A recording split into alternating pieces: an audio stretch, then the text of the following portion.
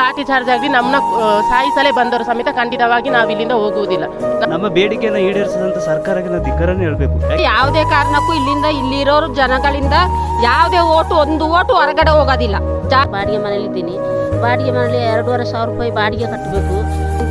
ಒಂಜಿ ಭೂಮಿ ಗೋಡು ಬಸ್ತು ಭತ್ತ ಈ ಸಲ ನೋಡ್ತೀನಿ ಅವ್ರು ಕೊಡೋ ತನಕ ಈ ಜಾಗ ಬಿಟ್ಟು ನಾವು ಆ ಕಡೆ ಹೋಗೋದಿಲ್ಲ.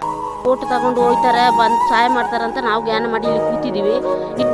ಯಾಕೆಂದ್ರೆ ನಾವು ಸುಮಾರು ಸಲ ಅರ್ಜಿ ಕೊಟ್ಟಿದ್ದೀವಿ. 1 ವರ್ಷ 2 ವರ್ಷ 20 ವರ್ಷದಿಂದ ಅರ್ಜಿ ಕೊಡ್ತಾನೆ ಇದ್ದೀವಿ. ಅದಷ್ಟು ಮಾಡಿಕೊಡಿ ನಮಗೆ, ಅದೇ ಸಾಕು. ನಮ್ಮನ್ನ ಬೇರೆ ಏನು ನಾವು ಕೇಳೋದಿಲ್ಲ. ನಮಗೆ ಬೆಂಕ್ಳಿಗೆ ಜಾಕೆ ತಿಕ್ಕಂತೆ ಹೋಗ್ಬಿಟ್ಟೆ.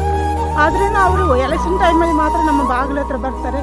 ಯಾರೇ ಬಂದ್ರು ಓಟು ನಮ್ದು ಯಾರ್ದು ಈ ಸಲ ಅವ್ರಿಗೆ ಇಲ್ಲ ಸರ್. ನಮ್ದು ಶಾಸಕರಾಗಲಿ ಅಥವಾ ಪಂಚಾಯತಿ ಮೆಂಬರ್ಗಳಾಗಲಿ ಈಗ ಇಷ್ಟು 43 ದಿನ ನಾವು ಕೂತಿದ್ದೀವಿ. ಇನ್ನು ಒಂದು ಮನ್ಸರು ಏನು ಮಾಡ್ತಾರ, ಊಟ ಮಾಡ್ತೀರಾ, ಕೂತಿದ್ದೀರಾ, ಚೆನ್ನಾಗಿದ್ದೀರಾ ಅಂತ ಒಂದು ಮನ್ಸರು ಯಾರು ಅಂತ ಬಂದು ಕೂತಿದ್ದೀವಿ.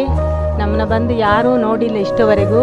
ಯಾವುದೇ ಕಾರಣಕ್ಕೇನು ನೆಕ್ಸ್ಟ್ ಇವಾಗ ನಮಗೆ ಪಂಚಾಯತ್ ಎಲೆಕ್ಷನ್ ಬರ್ತುಂಟು, ಒಂದೇ ಒಂದು ಓಟ್ ಹೋಗೋದಿಲ್ಲ ಸರ್. ಅದು ಪ್ರಾಮಿಸ್. ಏನೇ ಮಾಡಿದರೂ ನಾವು ಇಲ್ಲಿಂದ ಹೋಗೋದಿಲ್ಲ. 1000 ಎಕರೆ 500 ಎಕರೆಗಳು ಬಜ್ಜಿ ಒಂದು ಇಲ್ಲಿಗೆ ಬರುತ್ತೆ. ಒಂದು 5 ಸೆನ್ಸ್ ಜಾಗಕ್ಕೆ ಇಷ್ಟು ದಿನದಿಂದ 43 ದಿನದಿಂದ ತುಂಬಾ ಕಷ್ಟಪಟ್ಟು ಹೋರಾಟ ಮಾಡ್ತಿದ್ದೇವೆ.